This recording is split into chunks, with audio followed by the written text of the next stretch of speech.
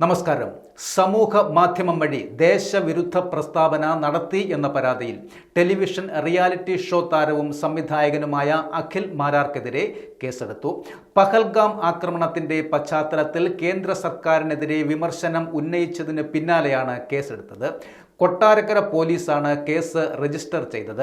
BJP Kottarakkara മണ്ഡലം president Aneesh Kizhakkekara നൽകിയ പരാതിയിലാണ് കൊട്ടാരക്കര പോലീസ് ജാമ്യമില്ലാ വകുപ്പ് പ്രകാരം കേസെടുത്തിട്ടുള്ളത്.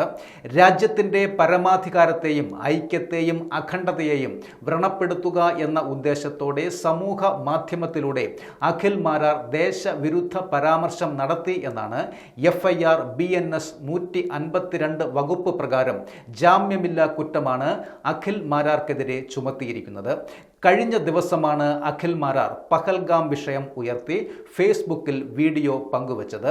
പഹൽഗാമിൽ ഭീകരാക്രമണം നടത്തിയ ഒരാളെ പോലും പിടികൂടിയിട്ടില്ല എന്നും ഇന്ത്യ ബലൂചിസ്ഥാന് ആയുധങ്ങൾ നൽകി പാകിസ്ഥാനിൽ സംഘർഷം സൃഷ്ടിച്ചു എന്നുമാണ് അഖിൽ മാരാരുടെ പ്രതികരണം.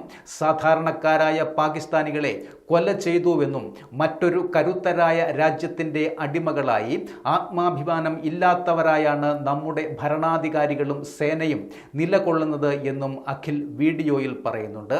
ഇന്ത്യ പാകിസ്ഥാൻ ഏറ്റുമുട്ടലിൽ വെടിനിർത്തൽ പ്രഖ്യാപിച്ചതിന് പിന്നാലെയാണ് അഖിൽ മാരാർ സമൂഹ മാധ്യമത്തിൽ വീഡിയോ പോസ്റ്റ് ചെയ്തിരിക്കുന്നത്.